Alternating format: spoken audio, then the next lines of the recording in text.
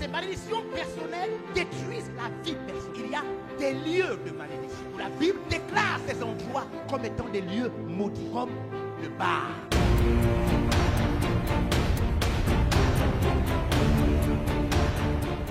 La malédiction personnelle, c'est la malédiction qui apparaît comme un sort. Il s'agit d'un mauvais esprit, d'une puissance négative qui tombe sur la personne, physiquement et spirituellement. La personne peut-être qui a volé, qui a tué, qui a couché avec un parent ou encore qui a vécu dans des choses bizarres, qui s'est prostituée. Elle tombe sur ce qu'on appelle la malédiction personnelle. Tous les braqueurs là sont maudits.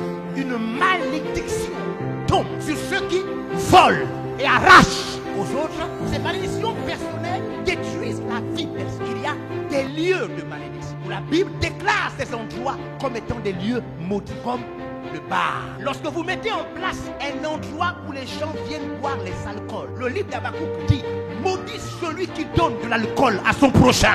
Amen. Maudit. Pourquoi tu ne fais pas un endroit où on vient acheter la nourriture? Pourquoi tu fais un endroit où les gens viennent boire des alcools qui vont agir sur leur cerveau? Ils vont dépenser de leur salaire. Ils vont coucher avec les prostituées après avoir bu dans ton bar. Ils vont perdre le salaire par lequel ils entretiennent leurs enfants. Ils payent l'école des enfants. Ils vont perdre ça dans ton bar. Parce qu'on a vu les alcooliques. On a vu les gens boire dans les bars. Après, ils perdent même le salaire. Des fois, ils tutubent. Il est là comme ça. Il tombe. Et c'est toi qui as mis en place un endroit où les gens viennent s'enivrer, se saouler. Tu es maudit. Malédicere. Yes.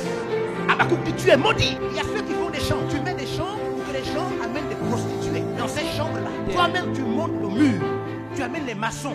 On met la lumière, l'ampoule. On met les matelas sales.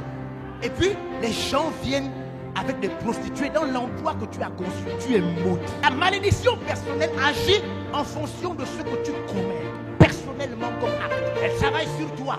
Elle poursuit ton sang. Elle poursuit tes enfants. La Bible dit: maudit celui qui n'aime pas l'Éternel. Lui et ses enfants jusqu'à la 4e génération.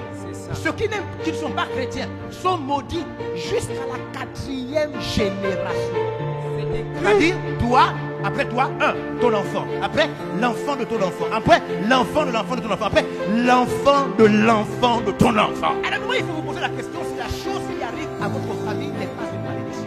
Posez-vous d'abord des questions. Avant de chercher les sorciers, avant de chercher les causes humaines, posez-vous la question si votre famille n'est pas poursuivie par une malédiction. Il passe à travers le sang.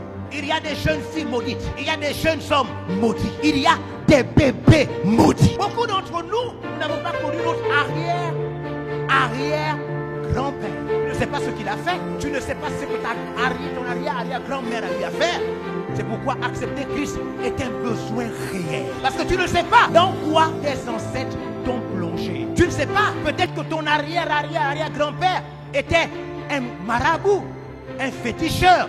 Il est écrit: maudit les devins, maudit ceux qui consultent les morts. Yes. Donc si ton grand-parent était un marabout, nganga, ou encore si ta grand-mère était mariée à un marabout, votre sang est maudit. Donc tu peux être aujourd'hui 4 générations après et tu ne comprends pas pourquoi les choses n'avancent pas. Les choses, mais c'est parce que ton arrière-grand-père a fait une chose dont la Bible dit que c'est une malédiction. Quand Dieu dit une chose, la chose est vraie. Il a dit jusqu'à la 4e génération.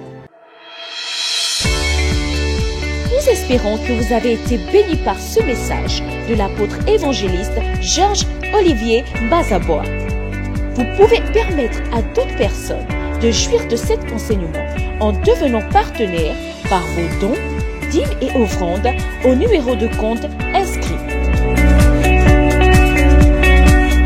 Que Dieu vous bénisse, vous qui permettez à l'évangile de se répandre par votre participation financière.